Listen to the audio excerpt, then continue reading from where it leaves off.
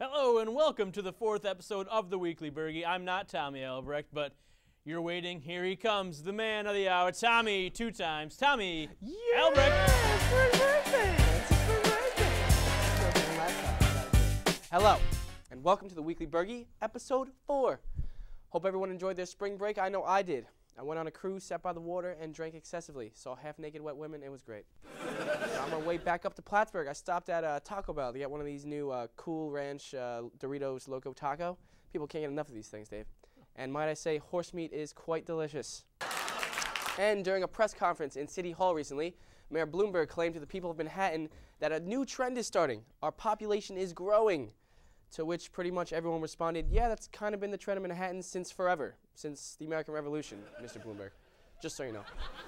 And in entertainment news, Jennifer Love Hewitt told USA Today that her boobs should be priced at $5 million. For $5 million, those boobies better be filled with Grey Goose, and her nipples better be plated with 24-karat gold. Oh, fantastic. Google AdSense is taking over the world with their targeted ads. Wouldn't it be better if there were no advertisements at all? I mean, some things do not even need advertisements. They just speak for themselves. I love when those advertisements speak for themselves. Giuseppe's Pizza is an advertisement that speaks for itself. I'm actually going to head over onto 114 Consumer Square right after this to pick up a delicious, juicy, cheesy slice of Giuseppe's Pizza. Dave? Tell you what, that sounds so amazing. One thing I warn you about, make sure you don't run into Mike Warren. Scoring Mike Warren? I actually saw him eating a salad in the lounge the other day. Is that possible? True story. Salad, really? I doubt it lasts, however. But you know, Dave, I eat pizza after a late night of drinking sometimes. You know, it kind of helps with the hangover, if you feel me. Oh, I feel you, my friend. Pizza's my friend. Oh, yeah. Well, speaking of hangovers, Dave, I heard that Queen Elizabeth was in the hospital a few weeks ago with a stomach bug, so they say. Sounds more like a hangover to me, you know. I've heard that the Queen can barely stand without a gin and tonic, you know, or 5 every day. That's how she rolls. She rolls heavy. Yeah. She sounds like such a likable character. It's always good to be likable in the eyes of the public as a figurehead of the nation. Maybe Obama needs to take a few tips from the old lady. Take a few shots at J-Mo, you know what I'm saying? Obama has also not yet paid a visit to our ally in the Middle East, Israel. A lot of the Jewish population is very offended by this and are saying that he must have some pretty big matzah balls to have waited this long. This spring, Obama will be taking his first visit to Israel, as said in an article on CNN. The start of the president's second term and the formation of a new Israel government offer the opportunity to reaffirm the deep and enduring bonds between the United States and Israel. This discusses the way forward on a broad range of issues of mutual concern, including Iran and Syria. Better late than never, right? I mean, I guess. We have some clips of this news from Steve's long-lost father. Roll that clip. Obama's trip to Israel will be run like a military operation in most every way. It has a code name, Unbreakable Alliance in English. But in Hebrew, it's called the Covenant of Peoples. What? What? There you have it, folks. The Unbreakable Alliance is what our newfound friendship with Israel is called. You kind of sound like Arnold there a little bit. I know, Dave. Scared I'm kind me. of a jack of all trades. I do impressions and You're a stuff. master of Pretty good. none, I heard. So, Dave, how was your spring break? Mine was okay. Stayed in Plattsburgh, visited a reservation for some reason, drank beer, slept, you know, same old, same old. Nice, nice, nice. Yeah, it was a fantastic time. I'm glad to hear that, Dave. Thank you. But you know who didn't enjoy the spring break? I don't know, Tommy. Who? Our very own Boom Mike guy. What? That's crazy. Boom, my guy is fantastic and always happy. Like, why didn't he go home and enjoy himself during break? Well, I wasn't with him, so he didn't have any like audio to capture. He didn't have anyone to follow that makes around. Sense. That makes sense. Obviously. But apparently he was stopped at an airport. They wouldn't let him bring his boom pole onto the plane. They thought it was like a weapon or something. Then he got a little angry because they wouldn't let him take it. So he got maced and tased and taken out. So I left my vacation actually to go help him out.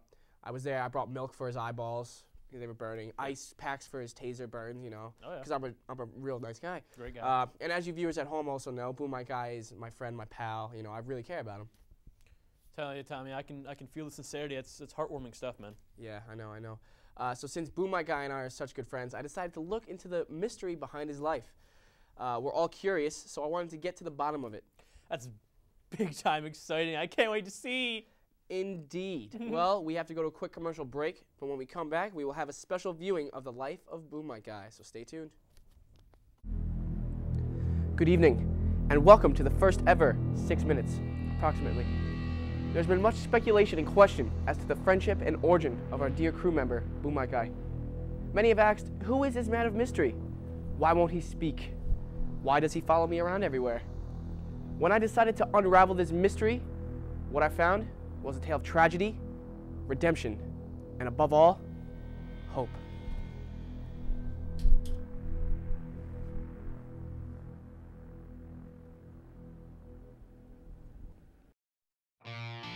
Boom mic guy, welcome. Put the boom mic down. This is about you, not about me anymore. You know, we're here to learn about you, so you don't have to worry about that. Take it easy. Still no words. Still gonna. Oh, piece of paper.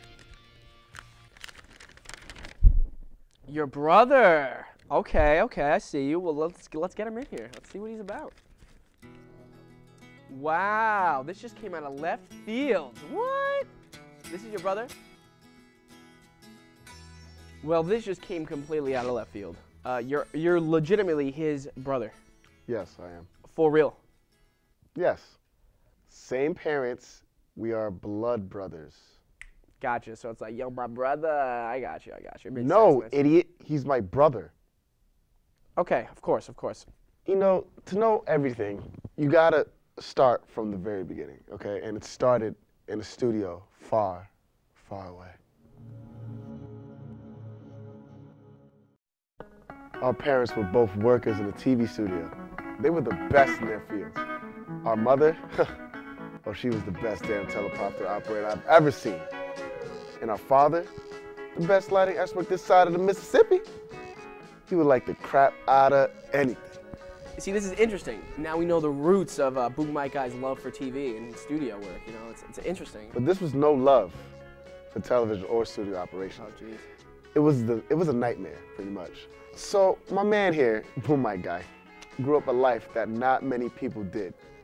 He didn't have any friends or anything to do. Our parents would just bring him to the studio when they worked in.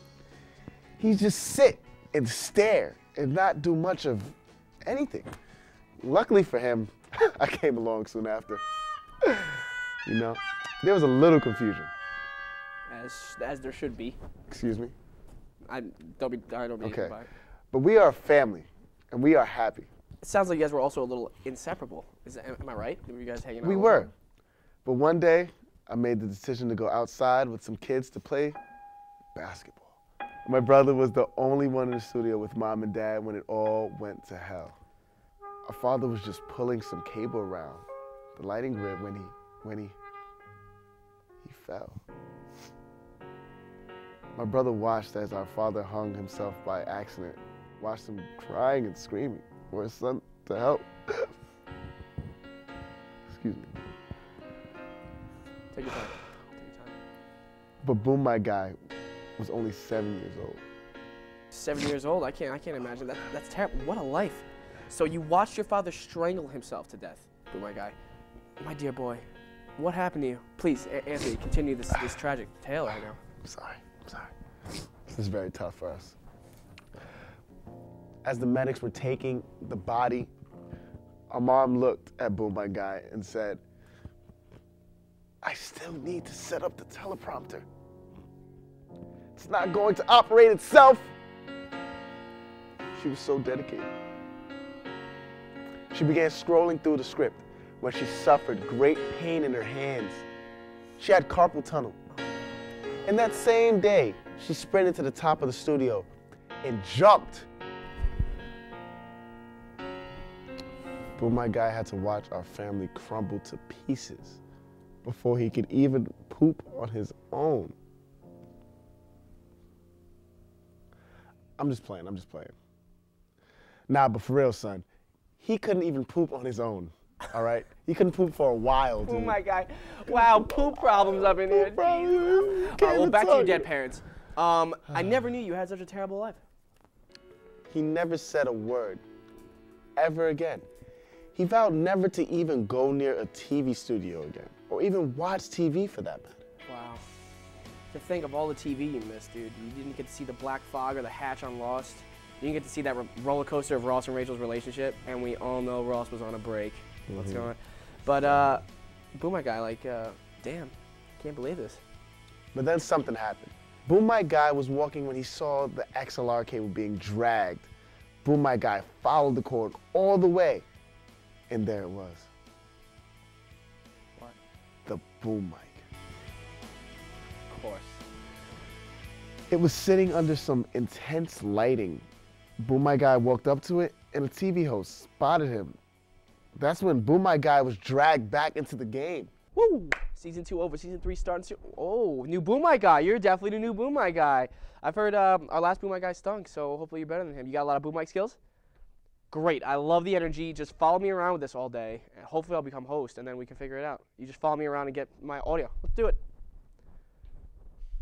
So the mic was your way of redeeming your long-lost parents. I see.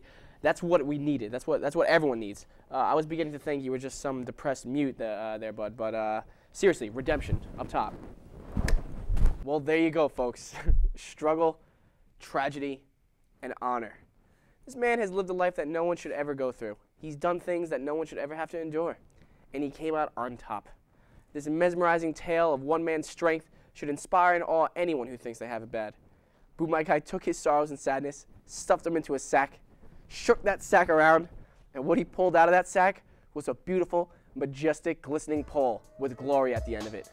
Glory in the shape of a boom mic. Thank you. Good night.